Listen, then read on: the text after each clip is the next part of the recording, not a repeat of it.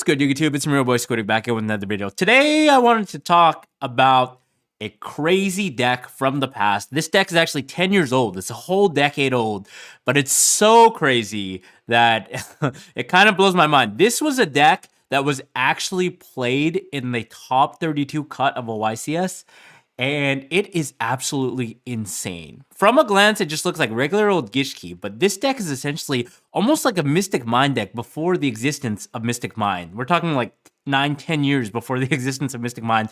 This deck was equally as terrifying.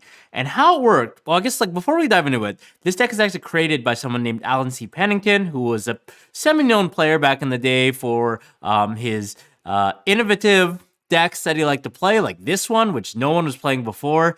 He's fairly well known on the platform named Duelist Grounds, which was like a really popular forum back in the day for pro players to test on and also like have community on.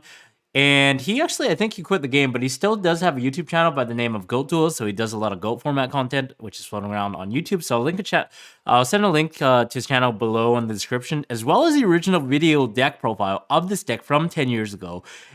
This is actually played in YCS San Diego 2012.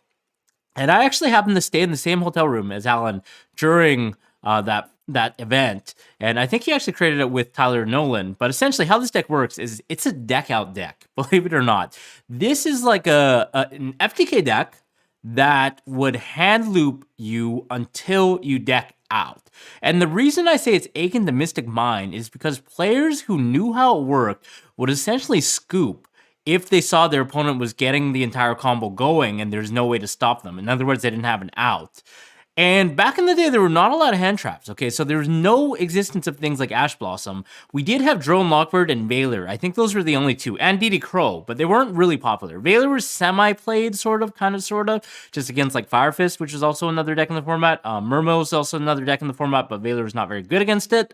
So Veiler was not really seeing a lot of play. I don't really think it does anything in this deck except against Royal Magical Library. Drone Lockbird did obviously shut this deck down, but I don't think that it was super widely played because it was just garbage against the other decks. It did nothing. It was just a straight neg 1. And no one really respected this deck. It was prevalent in a couple of regionals before the event, but then people didn't really respect it until after the YCS. And the YCS was actually a sealed event for day 1. So you would get 5 battle packs, and then you would construct a deck with the cards that you got.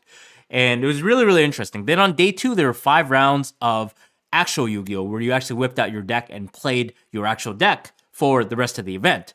So I remember playing the sealed. I actually went undefeated because my sealed deck was so broken, but then I did horrible in day 2 with my actual deck. But Alan actually took this deck and utilized it to be able to go either 3-2 or better and top the event on day 2 after doing well enough with his sealed deck.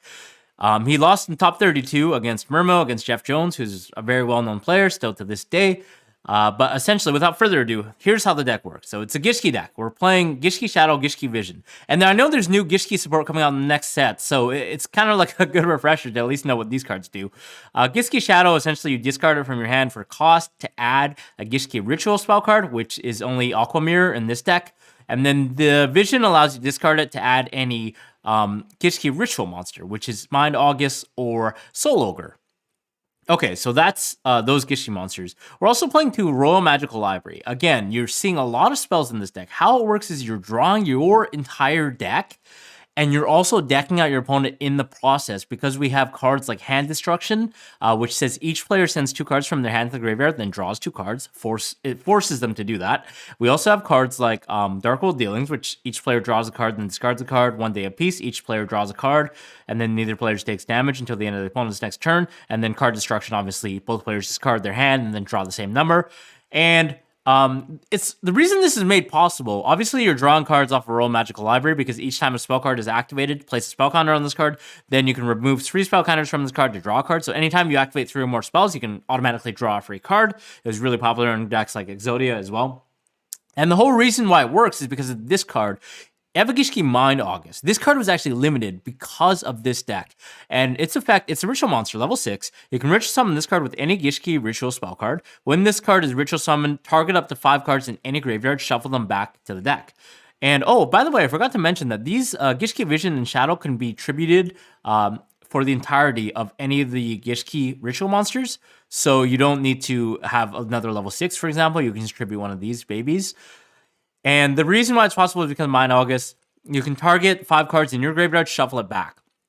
So essentially, you draw your entire deck, ritual summon Mind August, shuffle back 5 cards that you want to shuffle back in your graveyard of any of your choice. So ideally, you would shuffle back like more draw cards or salvages, because salvage allows you to add back the babies to do more combos, more loops. And then you would always have 5 cards in your deck. You would activate another draw spell in your hand to draw more cards.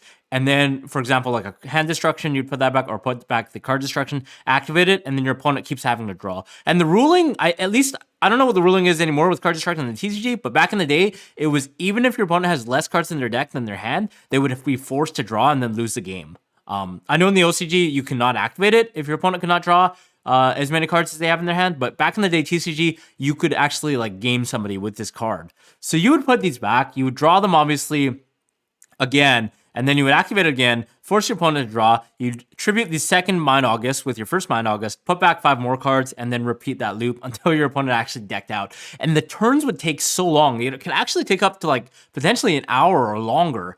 I know in top 32, even the judges were saying, well, like, we don't really know what to do because his deck's so slow. He's going to inevitably slow down the event. The venue has to shut down at like 7 or 8 p.m. And like this deck could potentially cause the entire event to, like not be able to end if he won the top 32 match. But luckily, somehow I think he bricked in game 3. I know it took a long time and it went into time, and then Jeff somehow won. But this deck, it just like took so long. It was essentially Mystic Mine, but your opponent was just solitaring with their hand. And I remember that the player, Alan, he was actually playing with his hand face up because he just wanted to save time. And some points he would have so many cards in hand, he'd just like put them on the field. It didn't matter, his opponent could see what he's doing. He was just playing solitaire at that point, right? So, to Soul Ogre, this is an alternative win con. You can, it's a level 8 ritual monster with 2800 attack, and then once per turn, you can discard a Gishki monster to target a face-up card your opponent controls, shuffle that target into the deck. So potentially, if you like didn't have a way, if you like somehow bricked where you can't really draw your entire deck at some point, because sometimes, even if you get the ball rolling, you could still potentially brick, because we are playing cards like Cup of Ace. Imagine you activate like 2 or 3 Cup of Ace and you lose, and your opponent's just like drawing the cards. So we're like kind of like stuck. Then maybe Soul Ogre can allow you to actually win the game by summoning double Soul Ogre plus like a Mind August.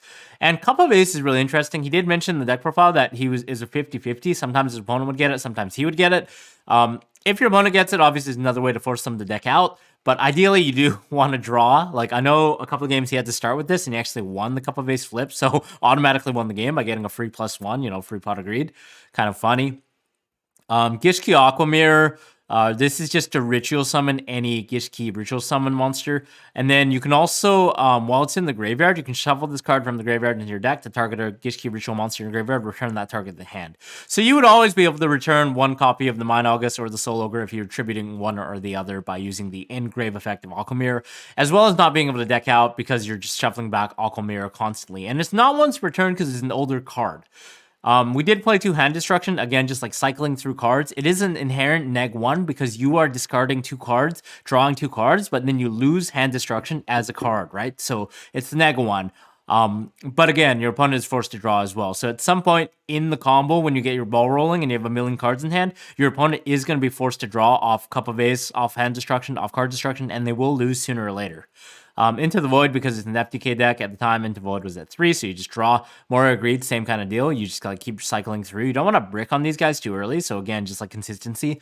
Salvage is super, super broken in this deck because you just add back the babies and discard them again, because they're not once per turn either, so you can discard them to add Mind August or like another copy of Aqua Mirror.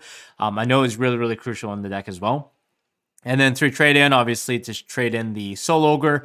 It's a little weird that they only have 2 targets, but again, Vision being able to discard itself to add a Soul Ogre means that you have 5 plus Salvage and plus like a bunch of other draw power. So it's pretty good. 3 Upstart, it was at 3 at the time. 1 Magical Mallet, because again, this card is also neg 1, so you don't really want to have multiples. It's more like a hedge card that allows you to de-brick your hand.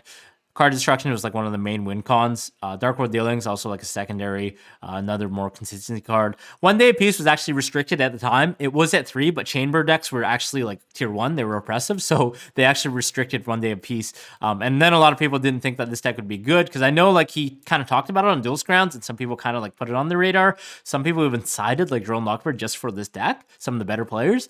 But again, people just disregarded this deck after 1 day apiece went to 1 as well. So yeah, and he actually didn't even play a side deck or an extra deck, to my knowledge, which is just hilarious. Like, it goes to show like how crazy this deck was. And at the time, there weren't really Omni Gates. You would put like an Abyss Giles maybe on the board, maybe like a Fire Fist. Like, more of the decks were more control as opposed to like super heavy combo. So this deck just like didn't really need, like, hand traps weren't really prevalent either, so you didn't really need to side anything.